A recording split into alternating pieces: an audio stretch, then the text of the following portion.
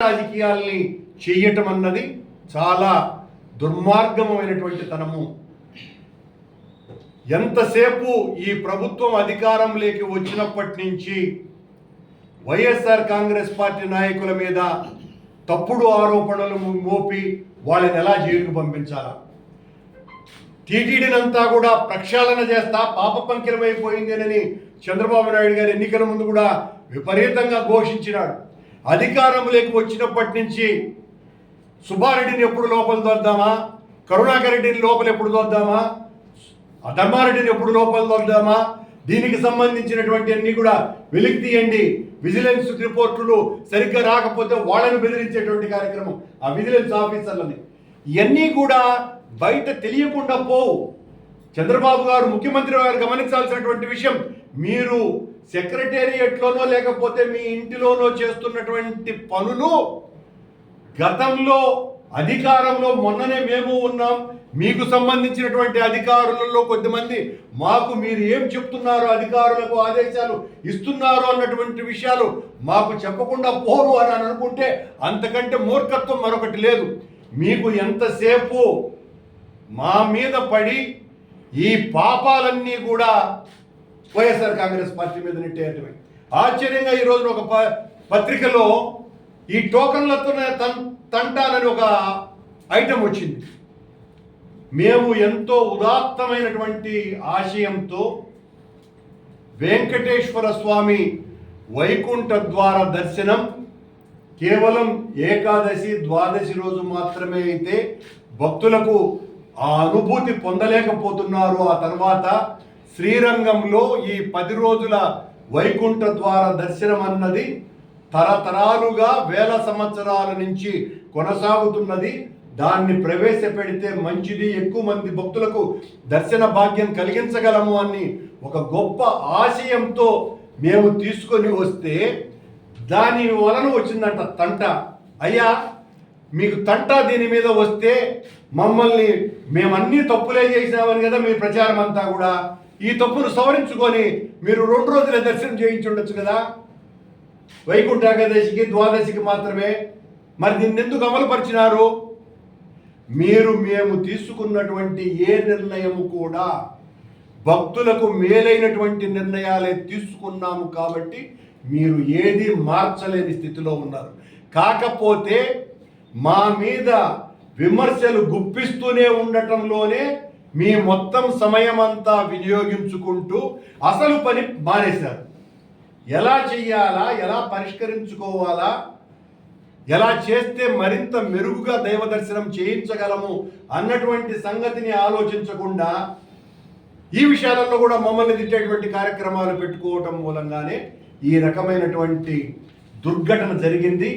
ఈ దుర్ఘటనకు YSR Congress party మీద మా నాయకుడు జగన్మోహన్ రెడ్డి గారి మీద, మా టీటీడీకి సంబంధించి మా మీద నిరంతరము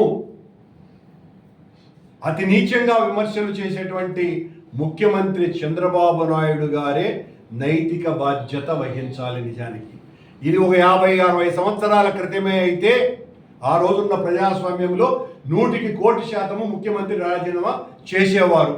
ఆనాడు ఒక చిన్న రైలు దుర్ఘటన జరిగితేనే లాల్ బహదూర్ శాస్త్రి లాంటి మహానుభావుడే తన పదవికి రాజీనామా చేశాడు.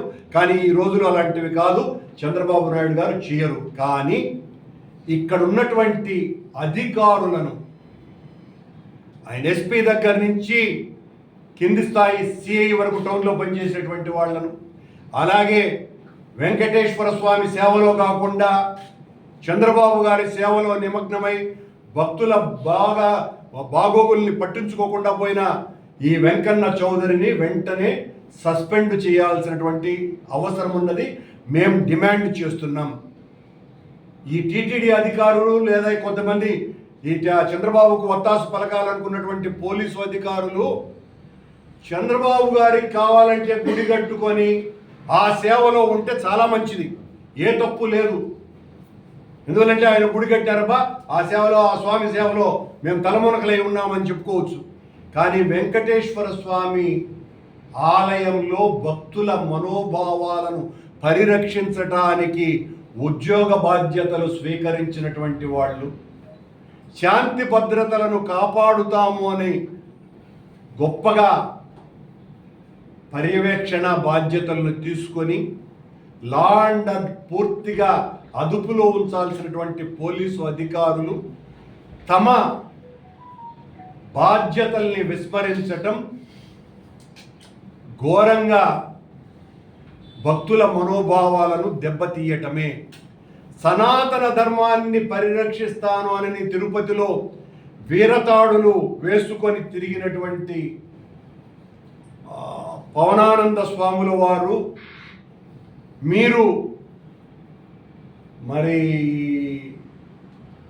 ఈ సనాతన ధర్మాన్ని కాపాడాల్సినటువంటి బాధ్యత మీ మీద ఉన్నది. మీరు సనాతన ధర్మాన్ని కాపాడుతారా లేదా సనాతన ధర్మాన్ని మీ ఆలోచన రీతులలో తునాతునకలు చేయడానికి కంకణబద్ధులైనారో కూడా తెలియటం లేదు.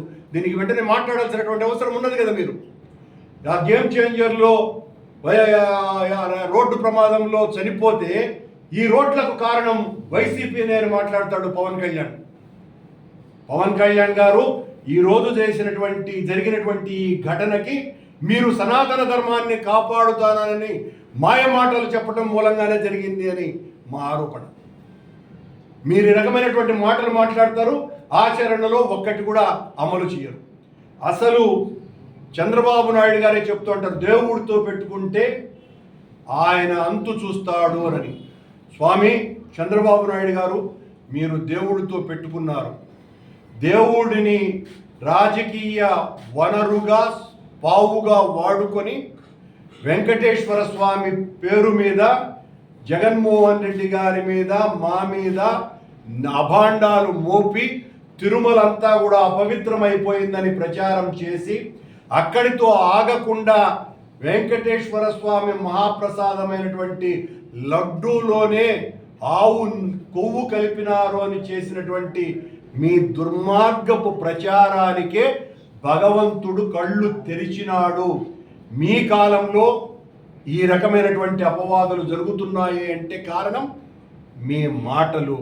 భగవంతుణ్ణి మీరు రాజకీయ పావుగా వాడుకుంటున్నటువంటి తీరు. మేము ఛాలెంజ్ చేస్తున్నాం. మళ్ళీ మా 5 ఏళ్ల జగన్మోహన్ రెడ్డి గారి పరిపాలనలో తిరుమల వెంకటేశ్వర స్వామి ఆలయ పవిత్రతని మేము కాపాడినంతగా ఎవ్వరూ కాపాడలేదు. మీరు పత్రికా సమావేశాలు యాడ్నో బయట కూర్చొని మాట్లాడేది కాదు. దమ్ముంటే నేను నేరుగా ఎవరితో ఒక స్థాయి కలిగినటువంటి వాళ్ళు ఎవరైనా సరే, అది చంద్రబాబు నాయుడు గారా లేకపోతే పవన్ కళ్యాణ్ గారా లేకపోతే ఈవో స్థాయి అధికారైనా సరే, ఎవరితోనైనా కూడా సిద్ధంగా మేమేదైనా మాట్లాడితే నువ్వు చంద్రబాబుతో సమానమా అని మాట్లాడుతూ ఉంటారు. కానీ చంద్రబాబు నాయుడు గారు ఎక్కువ మాట్లాడేది, పవన్ కళ్యాణ్ ఎక్కువ మాట్లాడేది. పవిత్రత అంతా మంట కలిపింది ఆ వైసీపీ వాళ్ళని. రా మాట్లాడదాం. మేము చేసినటువంటి మేలేదో మీరు చేస్తున్నటువంటి కీడేదో మొత్తం అన్నీ కూడా విడమర్చి చెప్పడానికి సిద్ధంగా ఉన్నాం. చంద్రబాబు నాయుడు గారు మాయ మాటలు మాట్లాడడం తగ్గించి భక్తుల యొక్క ప్రయోజనాలు కాపాడుతూ ఇకనైనా కూడా వెంకటేశ్వర స్వామిని రాజకీయంగా వాడుకోకుండా మీరు సరైన రీతిలో పాలన సాగించండి. ప్రజలకు ఇచ్చినటువంటి వాగ్దానాలను నెరవేర్చే కార్యక్రమాలు చేయండి స్వామి. ఊరికనే మా మీద పడి ఏడ్చే కార్యక్రమాలు ఆపి ఇప్పటి వరకు ఈ 7 నెలలుగా వైసీపీ మీద జగన్మోహన్ రెడ్డి గారి మీద మీ ఏడుపు తప్ప పాలనేది అసలు పాలనే లేదు. పాలనే లేకపోవటము, దానికి తోడు మా మీద కుట్ర కేసులు బనాయించే కార్యక్రమాలలో పోలీసులందరినీ కూడా ఇన్వాల్వ్ చేయడంతో ఇదిగో ఇలాంటి దుర్ఘటనలు జరుగుతున్నాయి. వెంటనే సంబంధిత పోలీసు అధికారులను, కొండ మీద ఉన్నటువంటి అడిషనల్ ఈఓను సస్పెండ్ చేయాలి, ఈఓను బదిలీ చేయాలి. దీనికి సంబంధించినటువంటి ఇతర అధికారులందరి మీద తగిన చర్యలు తీసుకోవాలి. అన్నింటికంటే ముఖ్యంగా చనిపోయినటువంటి కుటుంబాలకు ఒక్కొక్కరికి కనీసం ₹1,00,00,000 ఎక్స్గ్రేషియో ప్రకటించవలసిందిగా వైఎస్ఆర్ కాంగ్రెస్ పార్టీ డిమాండ్ చేస్తున్నది. అలాగే గాయపడిన ప్రతి ఒక్కరికి కూడా కనీసం 20 లక్షల రూపాయలు ఇవ్వవలసినటువంటి అవసరం మేము గట్టిగా డిమాండ్ చేస్తున్నాం. ఇవి కాకుండా ఊరికినే పరామర్శలతో కాలం గడిపేసి 5 లక్షలు ఇస్తాం 10 లక్షలు ఇస్తాం అని అంటే సరిపోదు. మీరు ప్రభుత్వం చేసినటువంటి హత్యలు ఇవి. ఒక మాటలో చెప్పాలంటే బాధ్యతారాహిత్యంగా వ్యవహరించటం మూలంగా ప్రభుత్వం చేసినటువంటి తప్పిదం కారణంగా జరిగినటువంటి ఈ చర్యకు ఒక్కొక్కరికి చనిపోయినటువంటి వాళ్లకు ₹1 కోటి ఇవ్వాలని డిమాండ్ చేస్తున్నాం. అలాగే గాయపడినటువంటి వాళ్లకు 20 లక్షల ఎక్స్ గ్రేషియో ఇవ్వవలసిందిగా డిమాండ్ చేస్తున్నాం.